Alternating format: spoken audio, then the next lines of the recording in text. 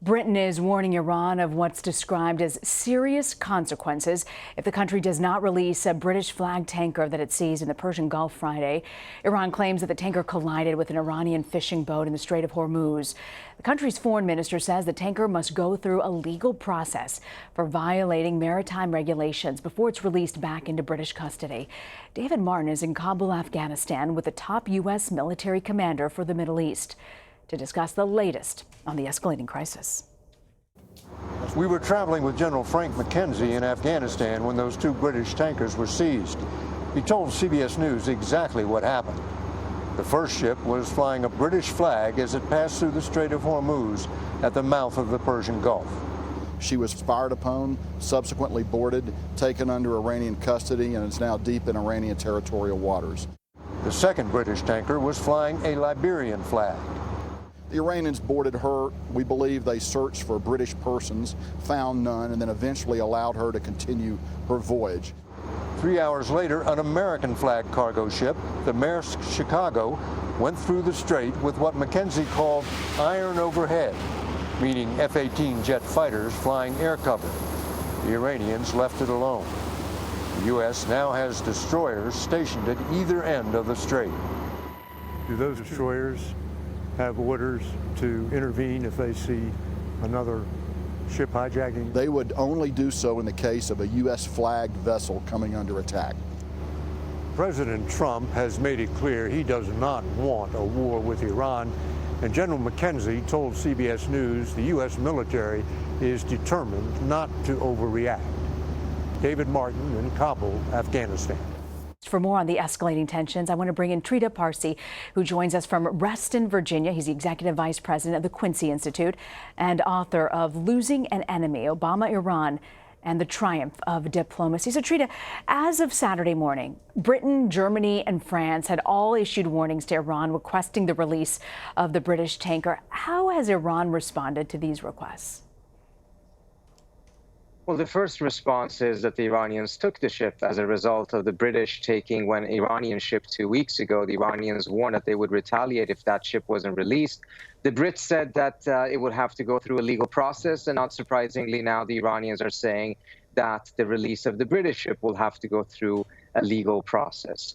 All of this is completely unnecessary. It is a fabricated crisis that is only coming as a result of the Trump administration walking out of the nuclear deal and adopting a policy of maximum pressure that inevitably would lead to these type of confrontations. Many of us who warned against leaving the nuclear deal specifically pointed out that this would lead to a situation in which the two countries would be on the brink of war again, as we are now. You mentioned the Iran nuclear deal. When they were discussing the Iran nuclear deal, there were a number of European countries which were against President Trump pulling out of the agreement, despite their differences on the nuclear program. Are they united in confronting Iran in the Strait of Hormuz?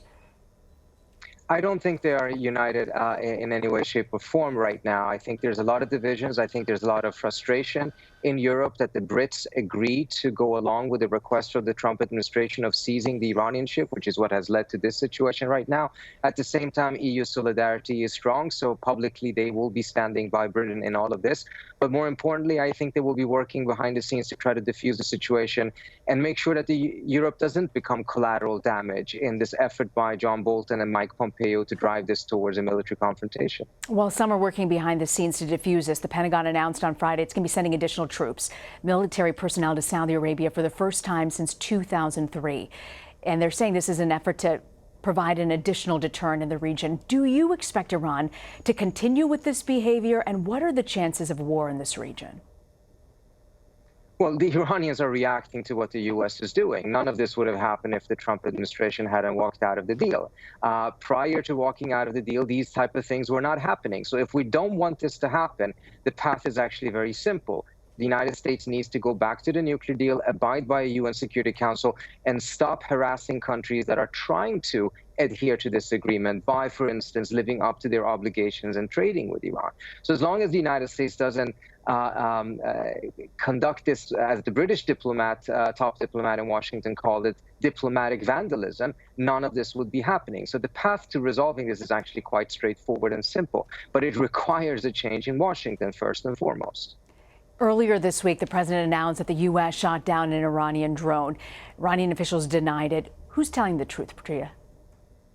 We have no idea, and that's part of the problem in this situation right now. Clearly, the Iranians are lacking a lot of credibility in some of these things. So, for instance, saying that the British ship needs to go through a legal process is most likely just a direct response to what the Brits have said about the Iranian tanker. But we also have a scenario in which John Bolton is the national security advisor, and he lied to get the United States to go to war with Iraq 20 years ago. And we've seen the tremendous disaster that came out of that.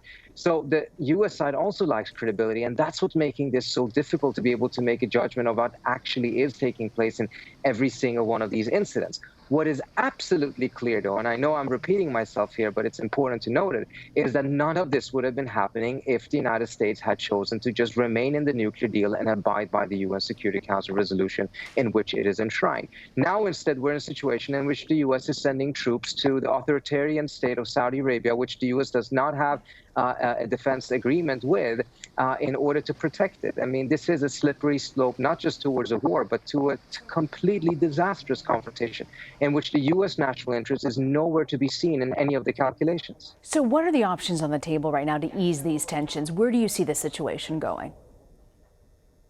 Well, I think what will happen with the ships is that the Europeans and the Iranians are going to find out some form of a process, and both ships are going to get released, and at least that element will be diffused. However, that does not change the broader situation. As long as the Trump administration is pursuing a policy that it itself calls economic warfare, the rest of the world will end up being on the brink of military warfare. It's just simply impossible to avoid that. Trita Parsi, thank you very much for joining us. Thank you for having me. Well, still to come, go back from where you came from. The phrase brings up painful memories for many after the president tweeted a version of it about 4 congresswomen. We'll hear from some people who are all too familiar with this message. You're streaming CBSN.